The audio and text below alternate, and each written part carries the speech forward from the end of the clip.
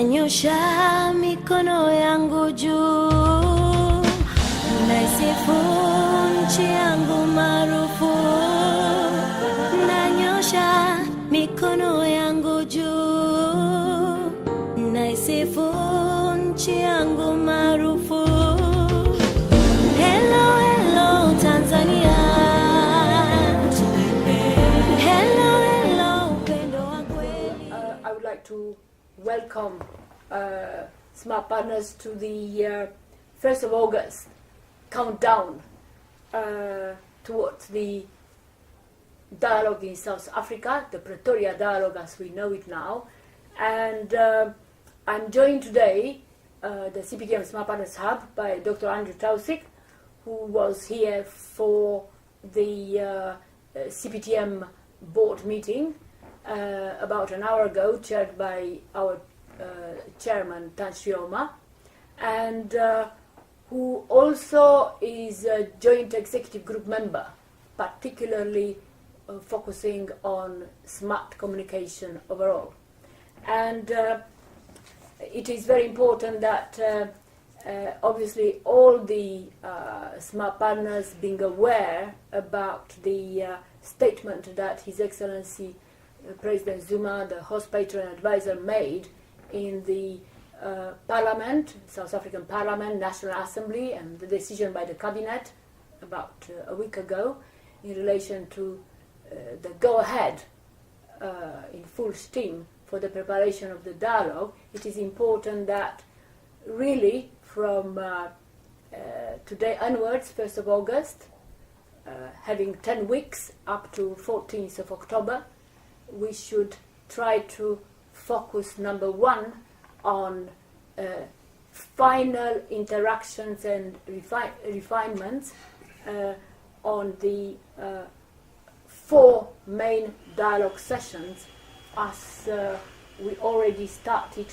to prepare ourselves for, and then to number 2, to try to mobilize all those smart partners and their issues in the national context, including a final interface with the relevant senior officials and head of government, head of state, fellows, members of the Council of Patrons.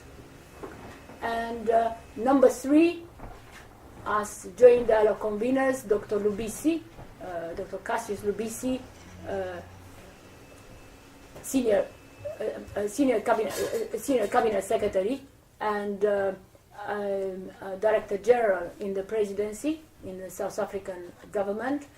We are we are sending you a first communication with requirements for various details in relation to the operational aspects for the participation in Pretoria. As you know, the joint dialogue convener and with the joint executive group and joint secretariat in the Department of International Relations and Cooperation of South Africa, is specifically in the African Multilateral Division, led by the Acting Deputy Director General, Mrs. Dlomo, and the Chief Director, Dave Malcolmson, and together with the CPTM Smart Partners Hub team, led by our team here, Amira Jasekara, Tom Keel, Daniel Sixsmith, Rebecca Wilson, and the head of Smart Communication, Joseph Fernando, together with the rest of the team at the hub. So we are all supported by a large joint executive group and project management group, trying to fast track the many activities that needs to take place, in addition to interactions and finalization of the program, the smart notes that need to support the agenda, and also the very special sessions that will need to take place. Now, obviously the agenda is a continuation of the Dar es Salaam agenda, and what that means is that the national visions, as well as the technology inclusion, quality and standards inclusion, and the financial inclusion are going to be the main preoccupation, but just a step forward. So within that, we are going to be supported obviously by the usual dynamics, including by special interaction in the Smart Partners links, such as Smart Partners Media Link. And I'd like to ask Andrew, what do you expect, Andrew, on behalf of the Smart Partners Communication Link, Martin Lamini from Swaziland, Fred Opolet, John Agendas from Uganda, and all the other colleagues, what would you expect to integrate both reverse media and other activities, please? Well, we are really looking forward very much to the dialogue in South Africa, and we recognise that it's very exciting that the host team, led by President Zuma, are sharing their country with us, and we would like us to share one or two communication thoughts from the history of the movement with them, because it's all about communication and sharing of ideas and experiences. Just speaking from a strictly communications media point of view, I like to sort of pick out four aspects which I think are relevant. The first is the relations with the government information services, press and so on, as happens when any activity by the government interfaces with the media, and the basic things, setting up the media centre, arranging daily press briefings and so on, dealing with the broadcasters. That's activity number one, and each of these are things that we want to make work really well. The second dimension is the broader mobilization of interest in what the Smart Partnership movement is doing and what it has been doing over a quarter of a century. And that involves both creative activity by people in the media, but beyond that, all the members of the movement, to make known what's special about the way Smart Partnership works. And that can involve the local press, social media platforms, and so on. And contributions from all over Africa, from inside South Africa, and from all over the world, indeed. The third dimension is actually, and one of my colleagues used an excellent phrase, Dato' Chu from Malaysia, that what Smart Partnership seeks to do is to cast the net wide. Mm-hmm. So that's why we want to actually get as many people as we can involved in the movement, and as many skills, professions and experiences. And that includes getting some members of the media professionally working inside the Smart Partnership movement, but not as reporters, but as members of the Smart Partnership community, if you like, bringing their experiences, skills and values to the movement. And the fourth dimension is where we, the media, wearing now my media hat rather than my Smart Partner hat as such, are kind of put on the spot by the politicians, the people who make the news. And this special feature, which has been deployed in many dialogues in the past, will be repeated in Pretoria. So this will be a chance for the heads of government, the heads of state, to ask the assembled journalists, and there will be big interest because this is in South Africa, why they report in certain ways, why they select certain items, why they choose certain interviewees. So those are the four things which I think we want to make really well, and starting from now to establish the contacts to make them happen. Yeah, so in fact one of the reasons why we are saying that it is quite short time is not because we are not able after 25 years to pull together everything what was done within each country in 2 months' time. In a way, one would say that the Smart Partnership platform is ready at any time because it is a group that know each other well and accommodates new ones and new ideas and challenges. But it's exactly this that makes us a little bit aware of the fact that any newcomers, smart partners from business, civil service, 29ers, art, traditional and so on, for them to feel comfortable in the form of the smart partnership based on the philosophy practice in the manifesto.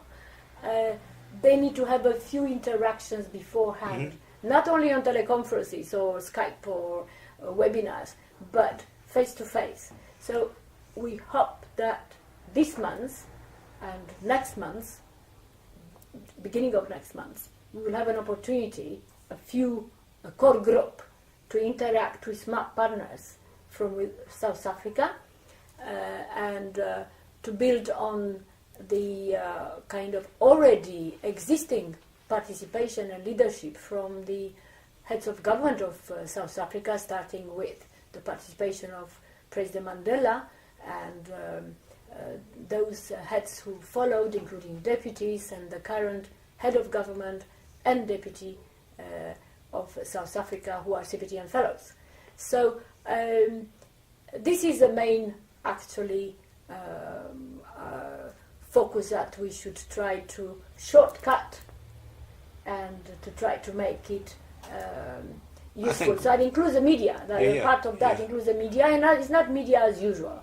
And I think our colleagues, whenever we go in any new country, they are a little bit reluctant at the beginning to hear "is not this as usual, is not this as usual." But very slowly you realize that specific adaptations to the smart partnership practice. I think we are very aware that we're doing something different, but it's not a formula. No, this is... And this is. every place, you know, I mean, we've done many dialogues in Southern Africa, but now it's kind of, I wouldn't say a culmination, because nothing is more important than anything else. But nevertheless, we've been around South Africa in Swaziland, Botswana, Namibia, Lesotho, Zambia, Zimbabwe, Mozambique. I think I mentioned all of the ones, not to leave anyone out. Yeah. And so now it's nice that we should be there, and because we feel like not just a movement but a family, we want to bring into the family the widest possible representation of skills and people, ranging from His Excellency the President through to all walks of life. It's a very participative process, and the media should play its part in that, in spreading the information. That's why in the second example I gave, you know, those they work together. They're not alternatives. There's the official linkage with the government press office, information service, and so on. But the very same skills that media professionals have can be deployed in the mobilization process to find architects to meet other architects, scientists to meet other scientists, agricultural economists to meet other agricultural economists, people interested in nanotechnology to meet other people interested in nanotechnology, engineers to meet other engineers. So we have the phrase that we use, the counterparts. Yeah. And the sooner this can be done, in which the media must play their part in encouraging it and stimulating it and spreading the word, the more effective and lively and genuine the dialogue will be. Obviously, this issue of reverse media, what it means is that it emphasizes the idea that there is a professional interaction between leaders and those who are in communication, leading communicators in media, about how one can better support this focus on leveraging technology for smarter nations. Yes. So that is what will be the reverse media about. So and can be quite explosive. Sometimes sometimes, you know, we talk about doing things in a smart way, win-win. Yeah. Sometimes there are scores to settle in relationships between heads of government and media, and maybe it's a good thing that there should be frank discussions. And this gives the reverse press conference, which was suggested by Tun Dr. Mahathir, I think, when he was Prime Minister of Malaysia. It gives it a special significance. And it comes back to asking very basic questions about what are we here for. Obviously, the space that is created for these reflections and frank discussions in a smart partnership, with a smart partnership purpose and smart partnership way, has to be a space which is quite adequate for that sort of discussion, in addition to equality and not dynamics. size. And I should Yes. have mentioned, from the journalistic point of view, we have this feature, as you said it, Yes. where we try to exercise our journalistic skills, those of us who are smart partners and journalists by discipline, profession, trade, if you like, to actually record what people are saying, but not in the sense of rapporteurs at a conference, whereby it's all synthesized and summarized, but actually as you said it, or indeed as you heard it, Yeah. to do it as quickly and as spontaneously, as naturally as possible. And this is part of the very spirit of the Smart Partnership Dialogue. It's as it happens. It's quite real time. It's and quite real time, words yes. And, So almost. it's not, we don't express ourselves in polished grammar. We try to grab the moment. Yeah. And the moment is there, and if you don't grab it, it's gone. You can't recreate it. Okay. Well, I mean,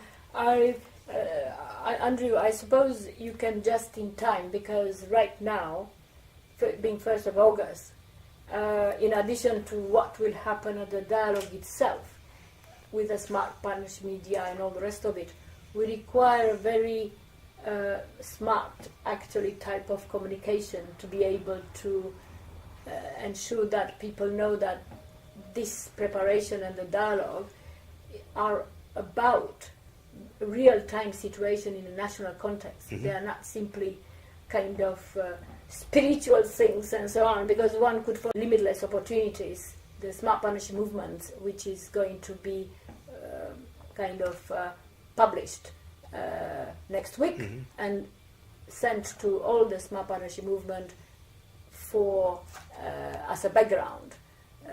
But we compare it, do we not, to the movement of a rocket that goes up or a tree that grows, that you have both the central trunk, but you also have branches that grow out, or things that come from the upward impetus, each of which has their own value. And so this dialogue is in that tradition I suppose of growing from the past, from the past, yeah. but never one achieves perfection, but one just goes on for the future. And the minute that you think you have achieved perfection, you've failed. Thank you very much. I mean,